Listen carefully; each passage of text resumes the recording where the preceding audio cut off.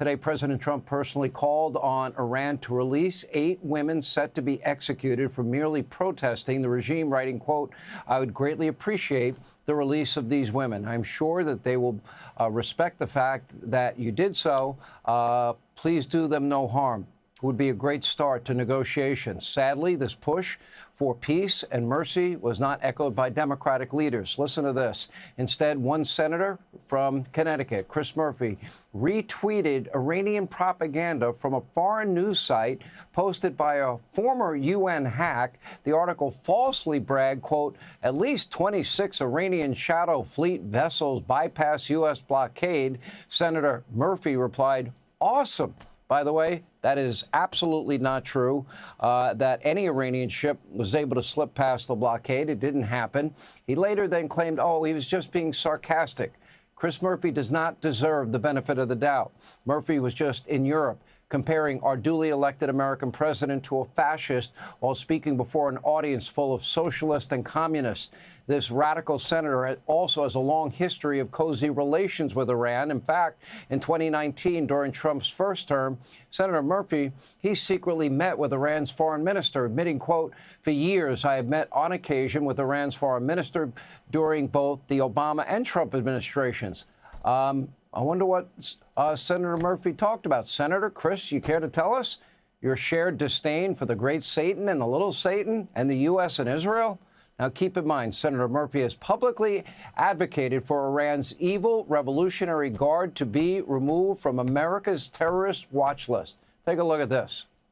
Would you take the Iran's Revolutionary Guard off the terror list in order to get a deal?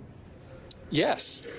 I mean, the practical impact of designating them as a foreign terrorist organization is inconsequential. We have dozens of other terrorist designations on the IRGC that would remain.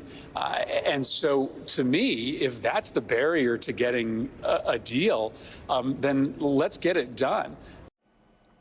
Problem with the radicalized Democratic Party. A sitting senator, more compassion for the murderers, the terrorists inside the Islamic Revolutionary Guard than his own fellow Americans right here at home. Should make every American sick. Here to respond to Murphy's colleague, Senator Sen Fetterman of Pennsylvania. Senator, you want to respond to that? Well, I think it's fair to say, and I don't mean that as an insult one way or the other, but I would say that my colleague from Connecticut and I are on the opposite spectrum on a lot of these issues with Iran and Israel, and essentially the Democratic Party too. You know, joke about it, sarcasm, whatever it is. Without a doubt, the Democratic Party, and I'm the only Democrat effectively left in Congress to support epic fury.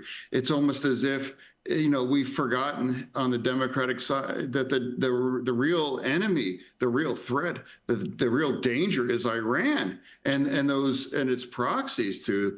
And, you know, every single Democrat, we want to break Iran. We make sure they never acquire a nuclear bomb as we are approaching that 60-day of the war powers in the law. You know, Iran must be so excited by the American media and the Democratic parties, the way it's like, as long as we can hang on for 60 days, more and more people continue to vote against, you know, the Trump administration to end the Iranian regime. And so why can we be this close and allow them to acquire a nuclear bomb? So that's my real concern. And I don't ever want to be on the wrong side of history to say, I'm going to walk away from it. You know, I'm not going to finish this why we showed up. I've supported it the entire time. And I don't know where the votes are going to be if it takes 2 or 3 on the Republican side. I don't know, but I'm going to say where my vote is, because I'm firmly on the side of Israel. I'm firmly on the side of, remind, Iran is the evil regime.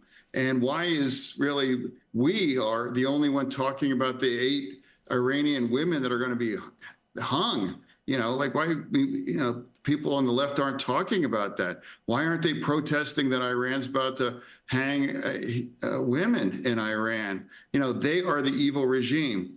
And this is a 47-year-old experiment in a war crime. You know, we're a little over 47 days. You know, here we are. we're at a very important inflection point in the Middle East. So that's why I'm going to continue to support this, because Iran can't ever acquire a nuclear bomb. That's not a radical idea for the Democratic Party, not even recently, back in 2024. Until you're not willing to really do anything about it, then those are empty words. We should be firmly on this side to hold Iran fully accountable. Let me ask you, Senator. I mean, obviously the embargo has been effective.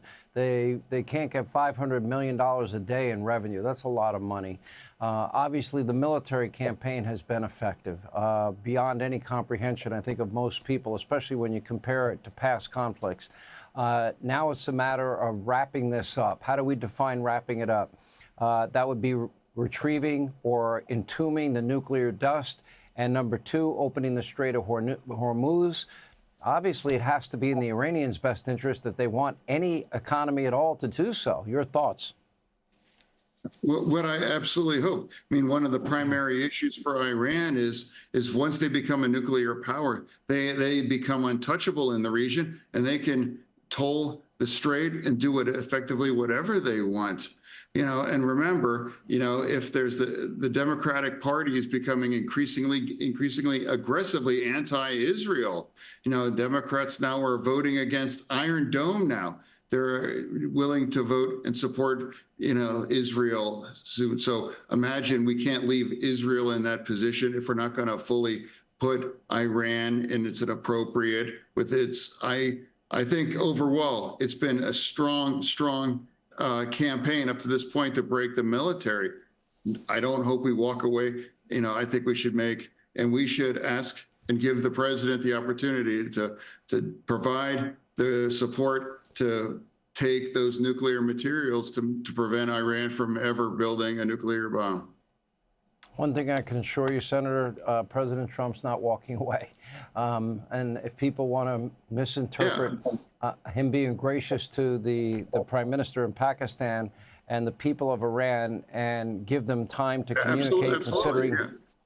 All right, Senator Fetterman, thank you, sir. Appreciate it. All right, thanks for watching. Check out my new podcast, Hanging Out with me, Sean Hannity. The big interviews, the debates you won't get anywhere else. Like and subscribe for new episodes every Tuesday and Thursday.